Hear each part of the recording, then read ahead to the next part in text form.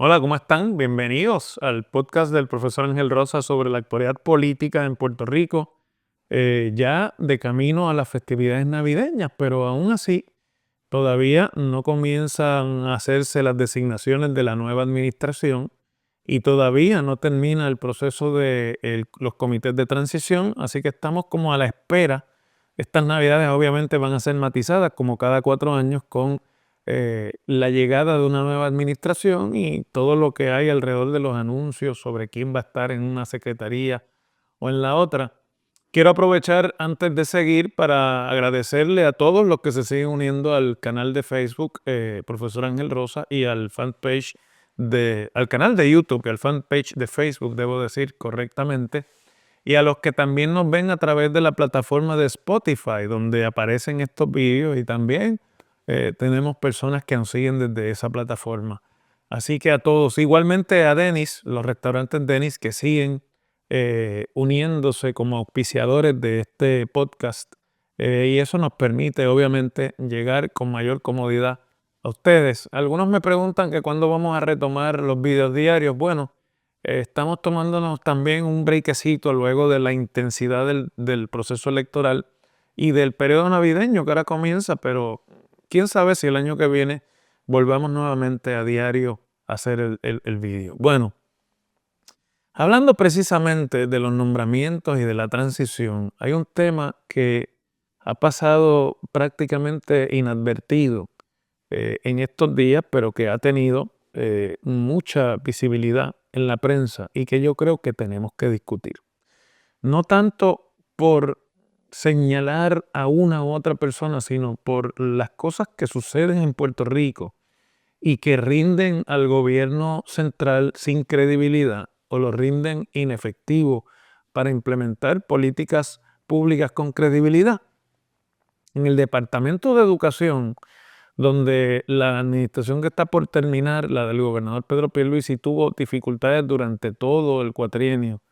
para conseguir un jefe o una jefa, un secretario o una secretaria que pudiera con la carga del departamento y para lograr también que el Senado controlado por el Partido Popular confirmara una de sus nominaciones. La última designación que fue confirmada con rapidez por el Senado de Puerto Rico fue la de la doctora Yanira Raíces. Raíces venía de ser la directora regional de ese departamento en Bayamón y por lo tanto se decía que tenía un conocimiento del día a día, de cómo funciona la agencia y de qué cosas tenían que hacerse allí. Bueno, en su incumbencia, casi inmediatamente después de que ella comenzó, el gobernador Pierluisi anunció junto con el secretario federal de Educación, el puertorriqueño Miguel Cardona. Puertorriqueño digo, pero en realidad es descendiente de puertorriqueños, él es estadounidense. eh, una iniciativa para descentralizar el departamento, para finalmente romper ese monolito burocrático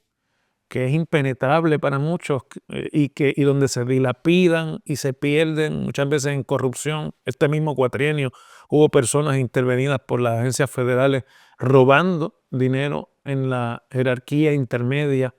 del Departamento de Educación, que se declararon culpables, no es ninguna acusación. Ellos mismos levantaron la mano y llegaron a acuerdos con la Fiscalía Federal. Y la queja siempre es que Puerto Rico recibe casi la mitad del presupuesto que se gasta en educación en fondos federales y sin embargo esto no se ve, no se ven los resultados. El aprovechamiento escolar mejora, si mejora marginalmente, nada que se pueda señalar como un salto de cualitativo. Bueno, la secretaria renunció a su puesto el viernes pasado. En la tarde, la Fortaleza anunció que deseaba regresar a su puesto de carrera y hasta ahí no parecía nada que fuera cuestionable hasta que la misma prensa, por información que le llega de adentro en el departamento, comenzó a revelar lo que es un esquema burdo de atornillamiento político por la propia cabeza del departamento, la secretaria. Resulta, fíjense ustedes, que Raíces había salido en 2020 de un puesto de confianza para un puesto de carrera, en un puesto de carrera que se agenció en aquel momento siendo directora regional de Bayamón, porque había cambio de gobierno, aunque no había cambio de administración. Y allí se aseguró de que si los vientos que soplaban en 2020 no eran favorables a su persona, ella permanecía en un puesto bien remunerado de la escala de carrera. Pero pocos meses después la volvieron a llamar y la volvieron a instalar en la dirección de la región educativa de Bayamón, uno de los puestos más políticos que hay en el sistema educativo público en Puerto Rico, que tiene que estar conectado con alcaldes, con toda suerte de lideratos. Y Yanira Raíces es conocidamente una protegida del alcalde de Bayamón, Ramón Luis Rivera, y ese entorno político que él dirige a manera de cacique desde Bayamón. De allí salió nuevamente en febrero de 2021 a dirigir la región de Bayamón, de donde la sacó el gobernador para ser secretaria. Pero cuando salió del puesto de confianza en el que se acomodó en 2020 para el puesto del puesto de carrera, debo decir, para el puesto de confianza, perdónenme, es un poco confuso, pero lo quiero explicar correctamente. Cuando salió en 2020 del puesto de carrera que se había agenciado para regresar a la dirección nuevamente de la región de Bayamón, no había completado el periodo probatorio de 1 año que requieren las leyes para tener derecho propietario sobre ese puesto de carrera. De allí se fue porque vio que no había problemas políticos, nuevamente al puesto político de la región, y de allí la saca Pierluisi cuando en aquel verano en que hubo 2 secretarios en un mes no encontró nadie y siempre se mencionaba a la doctora Raíces como una posibilidad, tercera o cuarta posibilidad, pero se mencionaba para dirigir el departamento. Bueno, ahí está y ahora renuncia y resulta que antes de eso la secretaria había creado un puesto de carrera nuevo de superintendente escolar en la región de Bayamón y que se va porque la convocatoria para ese puesto de carrera cerraba precisamente esta semana y si ella estaba en la secretaría no podía optar en competencia por ese puesto que seguramente le van a dar en la estructura de carrera y que por cierto es mejor remunerado que muchos de los puestos de confianza del departamento. Para eso, para lograr cualificar para la solicitud de ese puesto, logró que se le dieran una serie de certificaciones que, según ha trascendido en la prensa, son certificaciones irregulares que se agenció mediante procesos extraordinarios y excepcionales que evitan tener que someter cualificaciones profesionales para los puestos. Y una de las certificaciones, que son documentos que se emiten temporeramente, una certificación de maestra que se agenció, aparece firmada por el secretario Rafael Aragunde, que hace más de una década que no es secretario de Educación,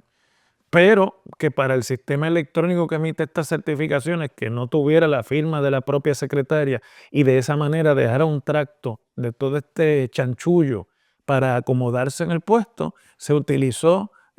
una programación vieja del sistema electrónico con la firma de Aragunde, quien consultado por la prensa dice: yo ni conozco a esta señora, mucho menos la certifiqué. Y obviamente en las certificaciones, según Aragunde, siempre hay una serie de manejos y de cuestionamientos que o le niegan a quien se merece la certificación o pasa esta otra cosa.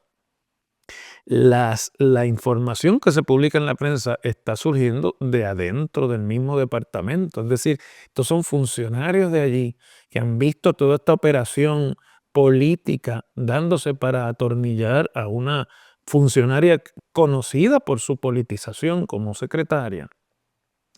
Y entonces se informa que ha desatado, porque permanece ocupando la oficina de la secretaría y dando instrucciones allí, según la Fortaleza ha explicado, a cargo de la transición, sin tener ya funciones de secretaria porque renunció, que ha desatado una una cacería de brujas incautando computadoras y otra serie de equipos para dar con las personas que hayan filtrado la información y que han hecho público todo este manejo. ¿Por qué les hago todo esto? ¿Y por qué les dedico un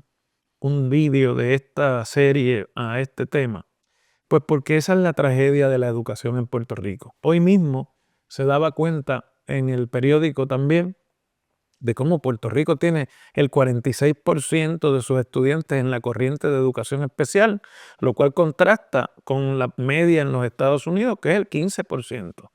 ¿Cómo es posible que en Puerto Rico la mitad de los estudiantes sean de educación especial y en Estados Unidos no? ¿Que es que le echan algo al agua en Puerto Rico? ¿Que es que los puertorriqueños nacemos con tara? No es eso. Es un problema administrativo. Es un problema de que hay una clientela de compañías privadas que se dedican y viven y se sostienen del dinero federal que se recibe en Puerto Rico para administrar el programa de educación especial, y que los estudiantes terminan en la corriente especial, los sacan de la corriente regular, los sacan de su entorno escolar, porque la burocracia del departamento no le da a las escuelas y a las comunidades educativas la capacidad y la autonomía para buscar ese tipo de servicios, sino que lo centraliza a base de estas compañías que todos sabemos que terminan en las listas de donantes de los candidatos políticos a senadores, a representantes, a alcaldes y a gobernador en cada contienda electoral. Y de esa manera convierten a nuestros estudiantes, muchos de ellos que podrían ser atendidos en el mismo contexto escolar, en pacientes de oficinas, que quedan muchas de ellas en San Juan. Los padres tienen que llevar, hacer una inversión de tiempo, de dinero, para que sus estudiantes, salidos del ambiente escolar y afectándose obviamente su aprovechamiento académico, terminen siendo pacientes de técnicos y de profesionales de diferentes áreas y no realmente siendo educados. Ese tipo de cosas son las que pasan en el Departamento de Educación en Puerto Rico, y por eso es que el dinero federal no llega donde tiene que llegar, y por eso es que el aprovechamiento no llega, y por eso es que no sube, y por eso es que la descentralización del departamento, por más nombres que le pongan, no ocurre, y por eso es que nunca ninguna administración, porque ya vieron las vistas de transición, no hubo mucha pregunta sobre esto, le interesa la despolitización del sistema, porque esa es la manera de mantener una clientela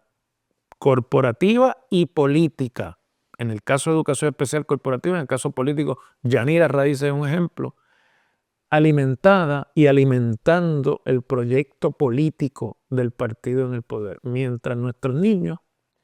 carecen de los servicios adecuados y del desarrollo académico y de aprendizaje adecuado para obtener una buena educación pública en Puerto Rico. Y por eso, no es que Puerto Rico seamos extraterrestres, por eso es que la mitad de nuestros estudiantes están en la corriente escolar. Eso se va a acabar pronto, porque nos guste o no, el gobierno federal, bajo la administración de Donald Trump,